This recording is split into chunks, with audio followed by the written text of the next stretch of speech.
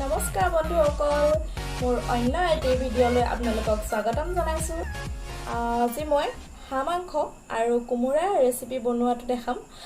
এইটোতো একদম একেবাৰে কমন হয়। আমি অসমীয়া সমাজত আমাৰ হাঁহ মাংস আৰু কোমোৰাটোতো একদম ক'বই নালাগে। আমি সকলোৱে খাই বহুত বেছি ভাল পাওঁ। আৰু আমি হাঁহ মাংসৰ লগত জহা কোমোৰা নহ'লে জহা চাউলৰ ভাত খাই বহুতে বেছি ভাল পাওঁ, নহয়নে? আজি মই জহা কোমোৰা নহ'লেও বা জহা চাউলৰ ভাত নহ'লেও কেনেকৈ একদম বহুত ধুনীয়া সোৱাদেৰে হাঁহ মাংস বনাব পাৰে বলকচোন। এইফালে মোৰ কেৰাহী গৰম হৈ গ'ল। মই দি দিছোঁ তেল গৰম হৈ গ'ল। মই ইয়াতে অকণমান দি দিছোঁ গোটা জিৰা ফুটালৈকে মই ইয়াত তেলতে জাষ্ট অকণমান দি দিছোঁ চেনি। এইটো আমাৰ চুগাৰ ফ্ৰী চেনি হয়। চেনি দি দিছোঁ অকণমান ধুনীয়া কালাৰ আহিবৰ কাৰণে দি দিছোঁ চেনিটো।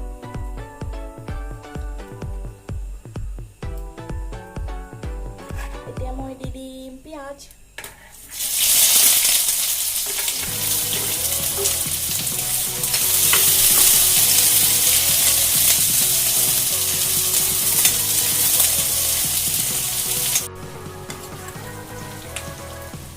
এতিয়া মই দি দিম আদা নহৰু খুন্দাখিনি।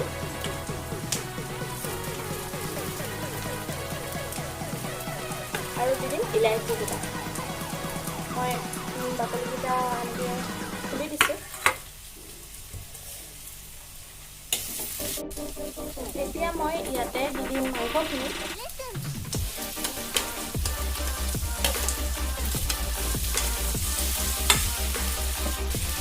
মাংসখিনি ধুনীয়াকৈ লৰাই ইয়াতে মই দি দিম সোৱাদ অনুসৰি নিমখ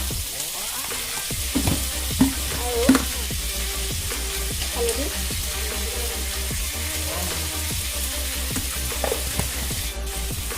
মাংসখিনি চিমত দি ধুনীয়াকৈ এনেকৈ লৰাই আছোঁ ধুনীয়াকৈ। এতিয়া মই ইয়াতে দি দিম জিৰা আৰু এইটো দালচেনি আৰু ইলাচি গুড়ি।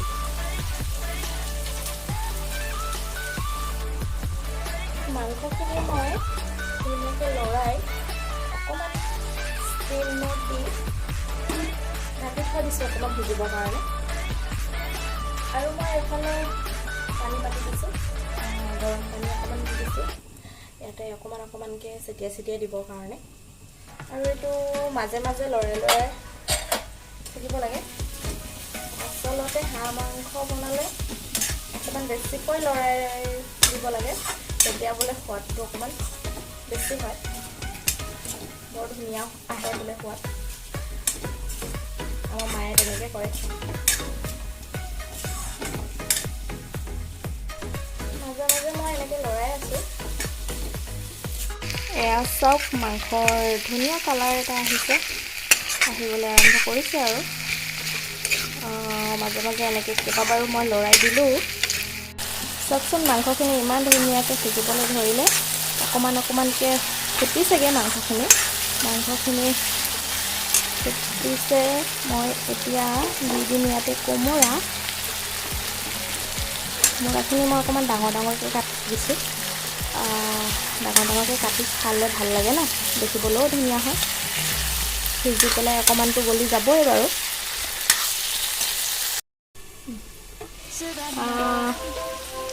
এয়া চাইছোঁ, কোমোৰাখিনি প্ৰায় সিজিয়ে গ'লগৈ। তথাপিও আৰু অলপ সিজিবলৈ বাকী আছে। কালাৰটো দেখিছিলে কিমান ধুনীয়া হৈছে, হয় নাই? খাব মন গৈছে চাগে দেখি পেলাই। মই এতিয়া অকণমানকৈ ইয়াতে দি দিম পানী। মই কৰি থোৱা গৰম পানীখিনি অকণমানকৈ দি দিছোঁ। বহুত বেছিকৈ নিদিওঁ, অকণমানকৈ দি পেলাই সিজাম, কাৰণ হাঁহ মাংসটো অলপ টাইম বেছিকৈ সিজাব লাগে। অলপ পানী দি মই অকণমান দেৰিলৈকে সিজাই থাকিম। কোমোৰাখিনি অকণমান গলিবলৈ বাকী আছে। আৰু এতিয়া মই অকণমান ঢাকি দিওঁ। ইয়াতে আলু নাই দিয়া যে, আলুটো অকণমান মিচিং হৈছে, কিন্তু আমি আলুটো বহুত বেছিয়ে কম খাওঁ, কাৰণ ডায়েবেটিছ আছে ন মাৰ, সেইকাৰণে বেছিকৈ খোৱা নহয় যে। আলুটো আজিকালি আমাৰ ইমান খাবলৈ মনো নোযোৱা হ'ল, নাখায় মানে কিবা অভ্যাসেই হৈ গৈছেগৈ আৰু। তাতে মই আৰু অকণমান পানী দি দিওঁ। এতিয়া মই অকণমান পানী সৰহকৈ দি দিম, সৰহকৈ দি পেলাই উতলিবলৈ দি দিম। তাৰপাছত দেখাই আছোঁ, মাংসখিনি মোৰ ধুনীয়াকৈ হৈ গ'ল। এতিয়া মই লাষ্টত কি দি দিম জানেনে? মই ইয়াতে এয়া দি দিছোঁ কৰাই গুড়ি। আপোনালোকে কৰাই গুড়ি অকণমান এনেকৈ দি পেলাই খাই চাবচোন, বৰ বেলেগ ধুনীয়া মানে সোৱাদ এটা আহে। মই ইয়াতে 2 চামুচ দি দিছোঁ। লাষ্ট মানে একেবাৰে শেষত নমোৱাৰ অলপ সময়ৰ আগতে এনেকৈ কৰাই গুড়ি অকণমান দি পেলাই অকণমান উতলিবলৈ দি নমাই দিব। ইমান ধুনীয়া সোৱাদ এটা আহে নহয়, ভাল লাগে, মোৰ মানে ভাল লাগে। আপোনালোকে এনেকৈ বনাই খাই চাবচোন, কেনেকুৱা পায় আপোনালোকে। নিশ্চয় ভাল পাব, কাৰণ আমিও ভালেই পাওঁ খাই, বহুত টেষ্ট হয়, কিবা এটা বেলেগ কিবা এটা হয় মানে। খাই চাবচোন তেনেকৈ, যদি ভাল পায় মোক কমেণ্ট কৰি জনাব আপোনালোকে।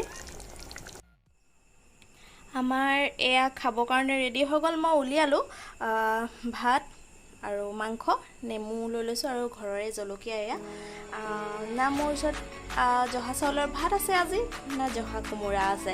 এনেকৈয়ে আজি তৃপ্তিৰে এসাঁজ খাওঁ। আজিৰ ৰেচিপিটো মই জুইতে বনাম বুলি ভাবিছিলোঁ, কাৰণ হাঁহ মাংস বুলি ক'লে জুইত বনোৱাটো খাই বহুত বেছি টেষ্ট লাগে নহয় জানো। কিন্তু ইমানেই বহুত বেছি গৰম পৰিলে যে মই একদম জুইত বনাবৰ কাৰণে সাহসে কৰিব নোৱাৰিলোঁ।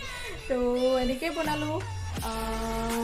ভিডিঅ'টো চাই যদি ভাল পালে লাইক কৰিব, কমেণ্ট কৰিব আৰু শ্বেয়াৰ কৰিবলৈ নাপাহৰিব। Bye bye.